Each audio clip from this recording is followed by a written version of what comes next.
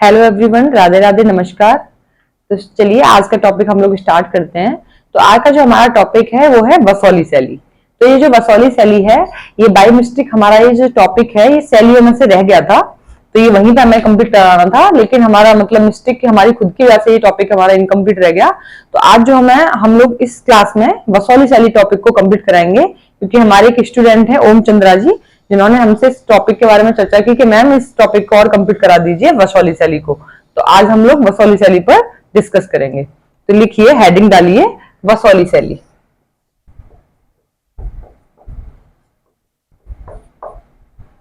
वसौली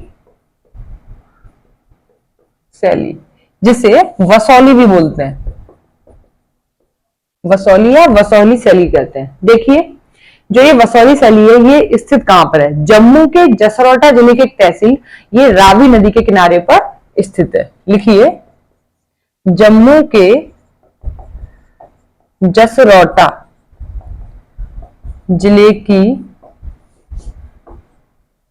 तहसील, जम्मू के जसरोटा जिले की तहसील में स्थित है और ये रावी नदी के किनारे पर स्थित है। रावी नदी के किनारे पर स्थित है। यहीं पर हम बात करें कि इसकी खोजकर्ता कौन है। खोजकर्ता है भारतीय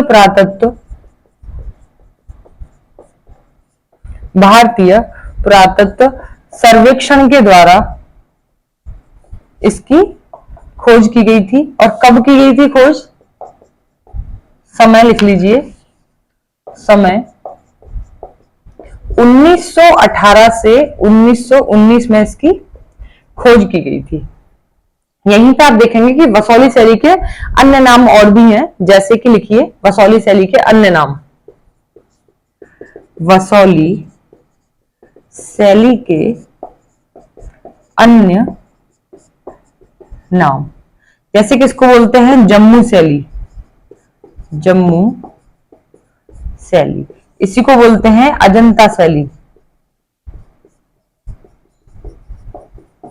साथ ही इसको बोलते हैं जापानी शैली और तिब्बती शैली, तिब्बती शैली। तो ये इसके अन्य नाम है। यही में हम बात करेंगे कि एक कला विद्वान है अजित घोष, जिन्होंने कहा है, अजित घोष ने कहा कि जो डॉक्टर आनंद कुमार स्वामी हैं, आनंद कुमार स्वामी ने बोला है, आनंद कुमार स्वामी ने जिन चित्रों को जम्मू शैली का नाम दिया, तो वो जो चित्र थे वो चित्र थे वसौली शैली के ही वे चित्र थे। जिनको आनंद कुमार स्वामी ने जम्मू शैली का नाम दिया, वो कौन से चित्र थे? वो थे वसौली शैली के। तो आप लिखिए, कलाविद अजीत घोष ने कहा है कि जो चित्र की आनंद कुमार स्वामी ने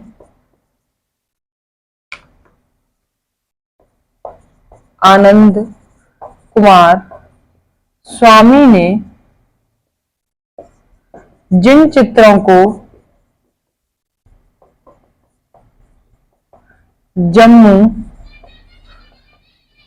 जम्मू शैली का नाम दिया, वे वसौली शैली के ही चित्र थे।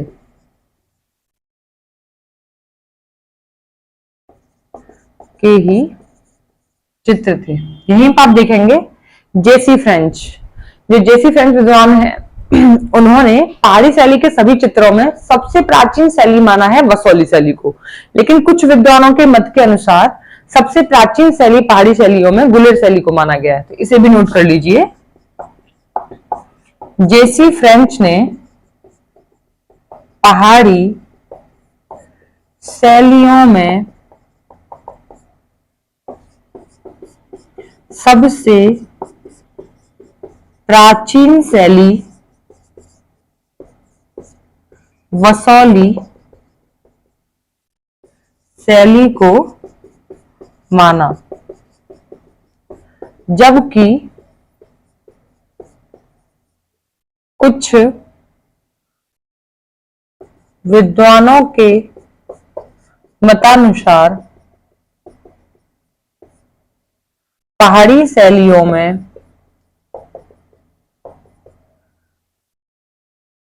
सबसे प्राचीन शैली गुलेर शैली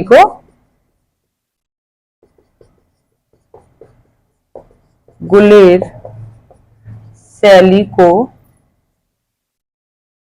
माना गया है। किसे माना गया है? सबसे प्राचीन शैली गुलेर शैली को माना है कुछ प्राचीन विद्वानों के अनुसार, लेकिन जेसी फ्रेंच ने सबसे जो पहाड़ी शैलियों में सबसे प्राचीन शैली माना है वो माना है वसौली शैली को। तो ये हो गए आपके कुछ मत बताए हमने कि किसने सबसे प्राचीन शैली माना। यहीं पे आप देखेंगे प्रमुख शासक। अब हम बात करेंगे वसौली शैली के प्रमुख शासकों के बारे में।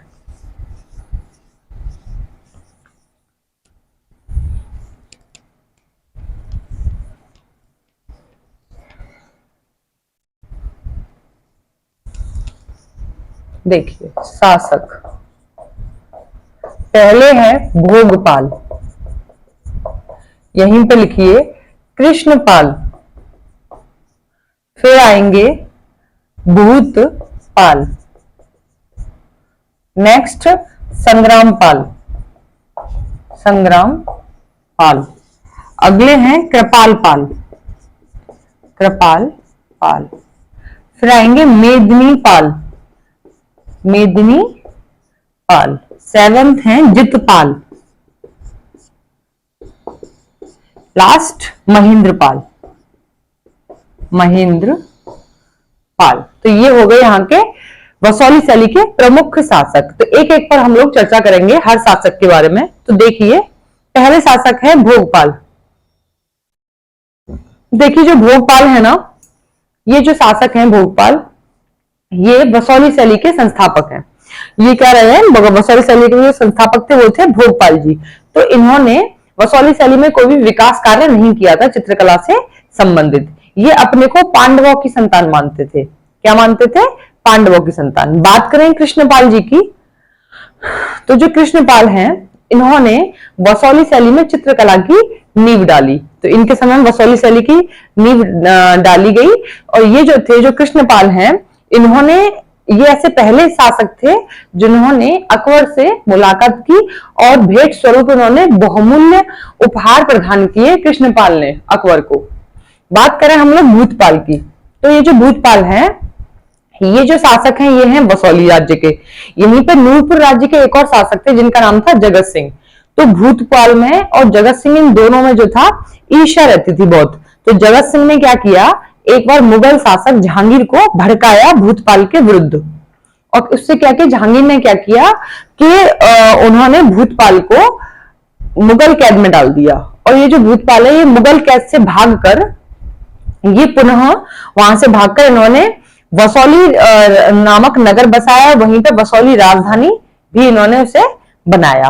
बात करें संग्रामपाल की, ये जो संग्रामपाल शासक हैं बहुत ही कम उम्र में, ये मात्र 12 वर्ष की उम्र में ये गद्दी पर बैठे थे और ये दिखने में बहुत सुंदर थे। तो एक बार ये मुगल राज्य गए, मुगल दरबार में गए, जहां पर ये इतने सुंदर थे कि मुगल बेगमों ने इनको देखने की इच्छा प्रकट की।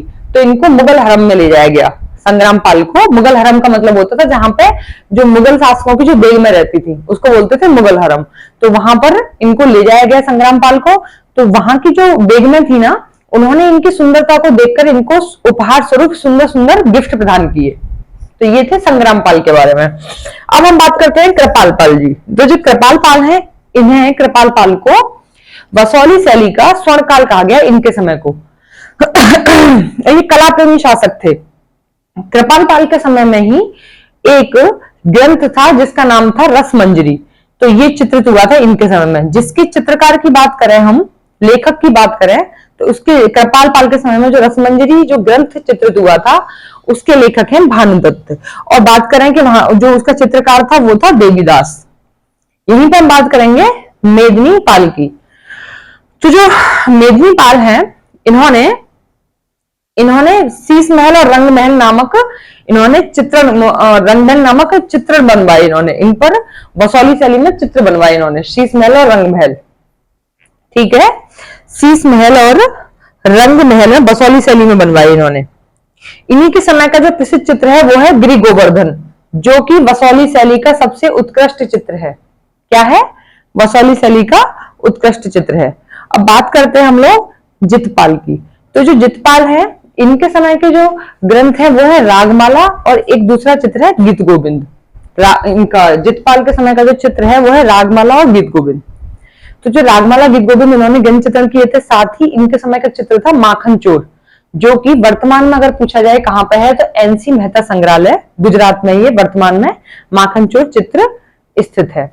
यहीं पे हम बात करते हैं कि एक चित्र है कि श्री कृष्ण जो है सिंहासन पर बैठे हुए हैं और गोपिकाएं जो है हार्दिक सम्मान प्रकट कर रही हैं, जो कि वर्तमान में कहां पर है ये चित्र स्थित? ये है ब्रिटिश संग्रहालय लंदन में स्थित है। तो ये हो गया जितपाल के बारे में। लास्ट बचते हैं महेंद्रपाल। महेंद्रपाल के बारे में देखिए, महेंद्रपाल ने रंग महल और जो शीश महल जो थे इन पर भित्ति चित्र बनवाए, और इन्होंने जो प्रमुख चित्र बनवाया वो बनवाया था 2 व्यक्ति चित्र। तो हमने आपको जितने भी शासक हैं सबके बारे में आपको हमने डिस्कस किया। अब हम आपको इनके बारे में नोट कराएंगे, तो एक एक को आप बारी बारी से नोट कीजिए। सबसे पहले हम कराते हैं भोगपाल के बारे में। इसे पूरा इरेज ही कर देते हैं।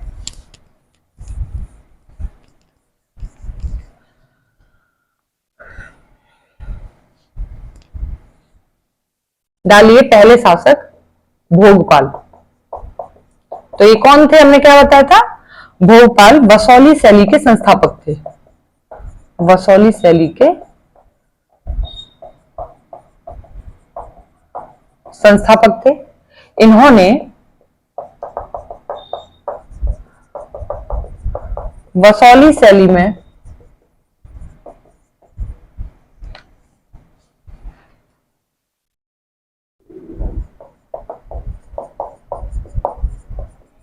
चित्रकला से संबंधित कोई विकास कार्य नहीं किया।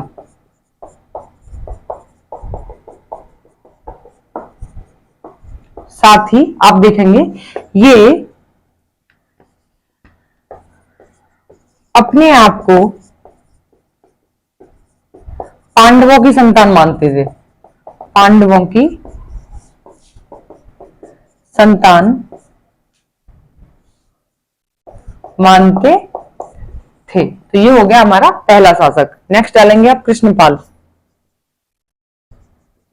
नोट कीजिए कृष्णपाल। इन्होंने वसौली शैली की नींव डाली। इसी में देखेंगे ये पहले शासक थे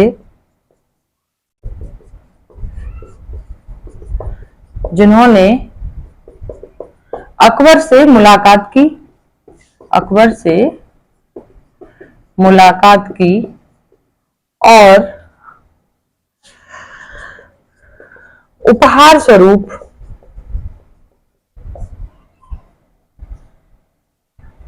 स्वरूप इन्होंने बहुमूल्य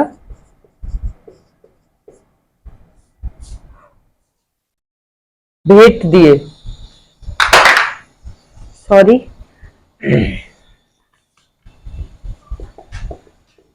बहुमूल्य भेंट दिए थे। नेक्स्ट आप डालेंगे भूतपाल। नेक्स्ट शासक है भूतपाल।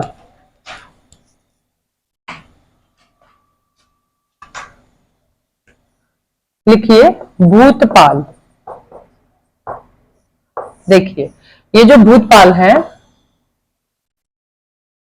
ये नूरपुर राज्य के शासक जगत सिंह से ईर्ष्या करते थे। जगत सिंह से क्या करते थे? ये ईर्ष्या करते थे। ये दोनों ही मतलब एक दूसरे से ईर्ष्या करते थे। भूतपाल थे आपके वसौली शैली राज्य के शासक और नूरपुर राज्य के शासक थे जगत सिंह। तो जगत सिंह ने क्या किया? जगत सिंह ने मुगल शासक जहांगीर को भूतपाल के विरुद्ध भड़काया।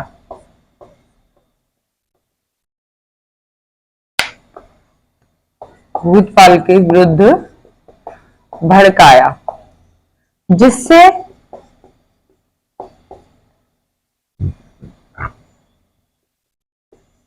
जहांगीर ने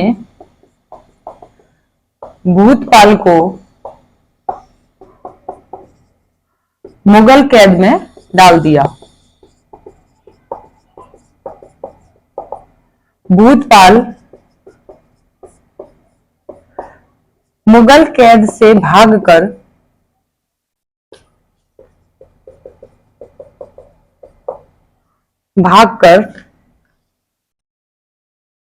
वसौली नामक नगर बसाया। वसौली नामक नगर बसाया, वसौली को राजधानी बनाया। वसौली को क्या बनाया? राजधानी बनाया। किसने बनाया था? भूतपाल ने। यही आप देखो तीनों शासकों के बारे में हमने आपको बताया, भोपाल, कृष्णपाल और भूतपाल। नेक्स्ट हेडिंग डालिए आप लोग संग्रामपाल।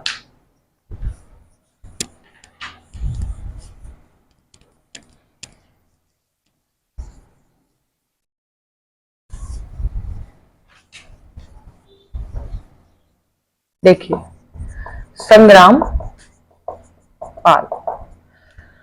संग्रामपाल मात्र 12 वर्ष की उम्र में गद्दी पर बैठा।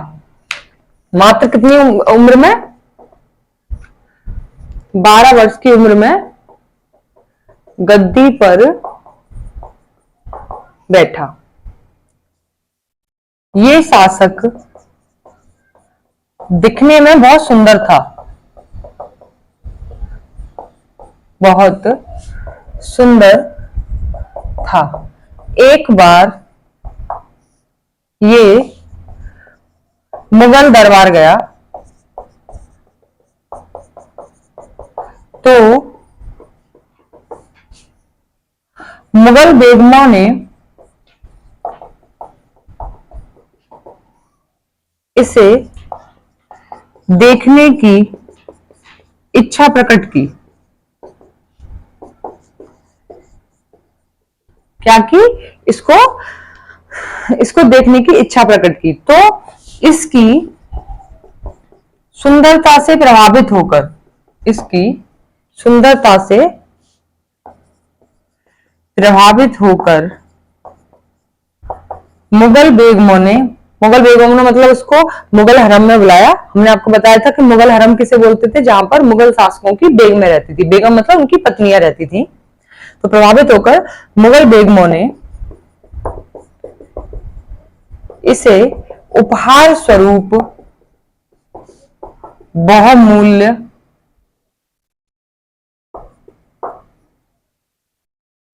उपहार भेंट किए। तो ये हो गया, आपको संग्रामपाल के बारे में बताया हमने। नेक्स्ट कौन से हैं? कृपाल पाल। नेक्स्ट डालिए कृपाल पाल। इसे इरेज कर देते हैं।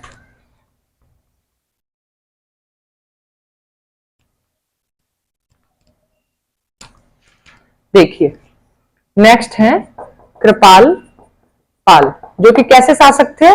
कला प्रेमी शासक।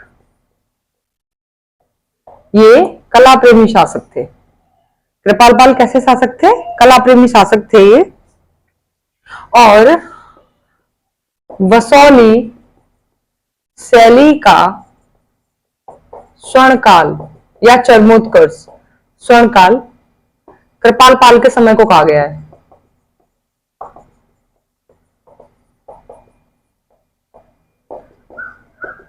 यही आप देखेंगे इनके समय का चित्रित ग्रंथ। कौन सा है चित्रित ग्रंथ? चित्रित ग्रंथ है रसमंजरी। रसमंजरी। बात करें इसके लेखक की, रसमंजरी की, तो क्या था? भानु दत्त। और इसमें जो चित्रकार थे, इसने कार्य किया, वो था देवीदास। क्या नाम था? देवी दास। ये जो रसमंजरी चित्र है वसौली शैली का पहला चित्रित ग्रंथ है, इसे भी लिख लीजिए। वसौली शैली का पहला चित्रित ग्रंथ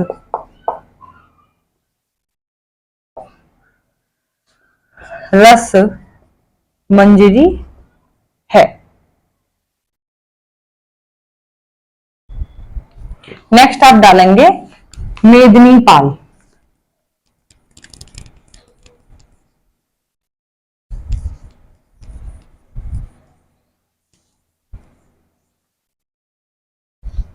डालिए मेदिनी पाल। तो ये जो मेदिनी पाल है इन्होंने शीश महल और रंग महल वसौली शैली में बनवाए। किसमें बनवाए? वसौली शैली में बनवाए। इनके समय का जो चित्र है वो है गिरि गोवर्धन चित्र, प्रसिद्ध चित्र है गिरि गोवर्धन। लिखिए इनके समय का प्रसिद्ध चित्र कौन सा है? गिरि गोवर्धन, जो कि वसौली शैली का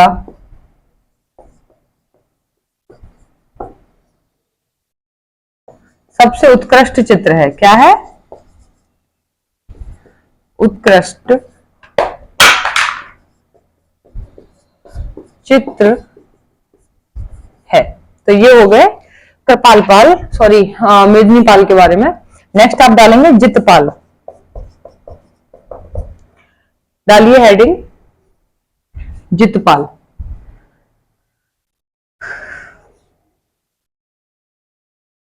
देखिए जितपाल के समय का ग्रंथ चित्रण थे, दो चित्रण थे इनके समय के। एक तो था गीत गोविंद और दूसरा था रागमाला। ठीक है। इन्हीं के समय का प्रसिद्ध चित्र है माखन चोर, जितपाल के समय का।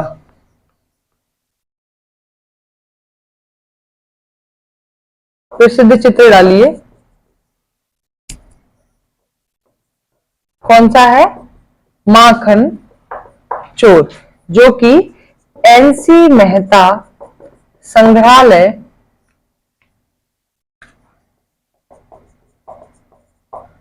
गुजरात में।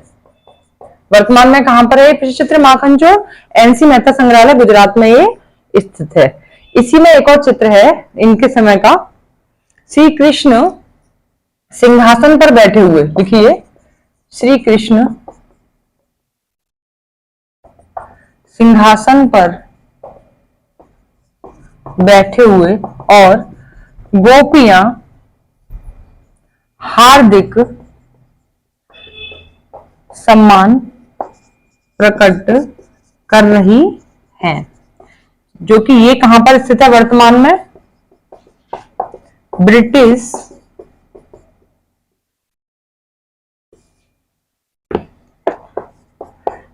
संग्रहालय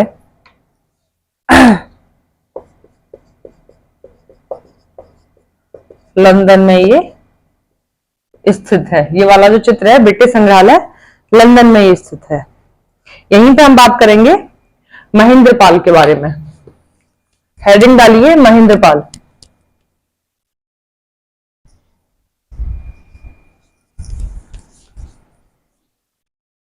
लास्ट शासक बचे हैं महेंद्र पाल। महेंद्र पाल तो इन्होंने शीश महल और रंग महल इन दोनों पर भित्ति चित्र बनवाए। महेंद्र पाल ने भित्ति चित्र बनवाए। यहीं पे आप देखेंगे प्रमुख चित्र था इनका दो व्यक्ति चित्र। महेंद्र पाल के समय का दो व्यक्ति चित्र। ठीक है। तो ये हो गए आपके सारे शासक। अभी आप हेडिंग डालेंगे वसौली शैली की विशेषताएं। तो हेडिंग डालिए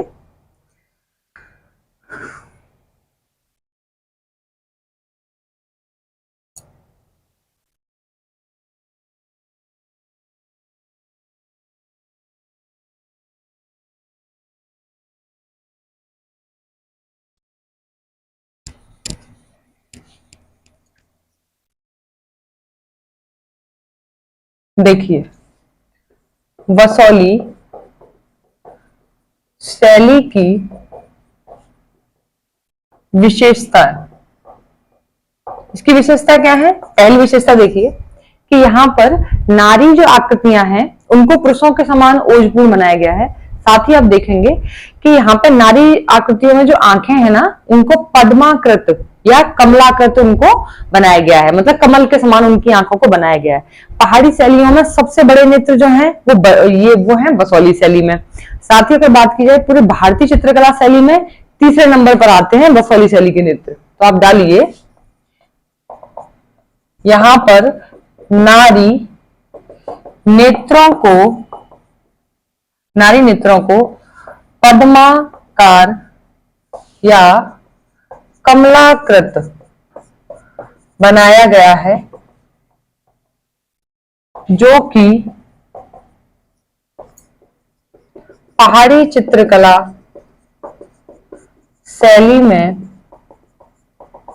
सबसे बड़े नेत्र हैं। जितनी भी आती है ना पहाड़ी चित्रकला शैली के अंतर्गत, उन सब में सबसे बड़े नेत्र हैं बसौली शैली के। जबकि संपूर्ण भारतीय चित्रकला शैली में भारतीय चित्रकला शैली में बसौली शैली के नेत्र बसौली शैली में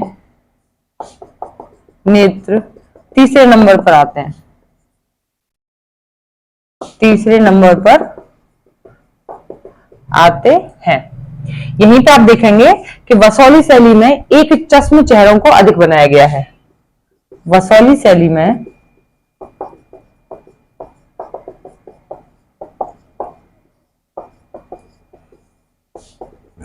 चेहरों को अधिक बनाया गया है। इसी में देखेंगे आप कि इस शैली में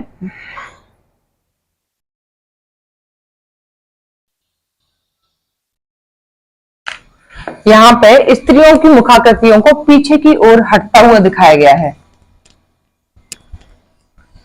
अगली विशेषता देखिए कि इस शैली में नारी मुखाकृतियों को पीछे की ओर हटता हुआ दिखाया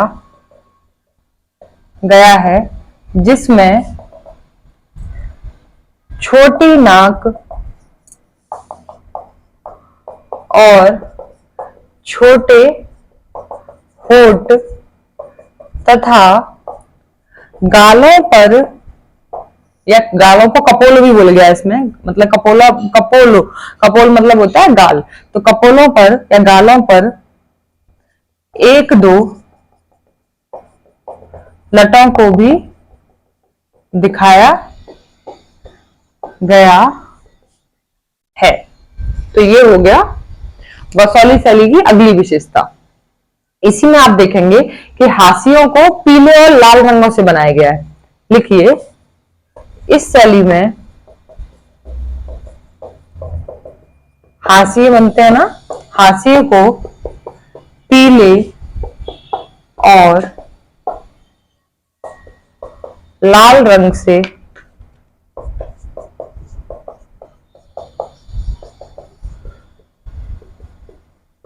अधिक बनाया गया है। नेक्स्ट देखिए विशेषता। बसौली शैली में जो है प्राथमिक रंगों के बारे में बताया गया। जैसे नीले रंग को बादल का प्रतीक बताया गया है, पीले रंग को जो बताया गया है वो बताया गया सूर्य का प्रतीक, और बात करें लाल रंग को बताया गया है प्रेम का प्रतीक। किसका? प्रेम का।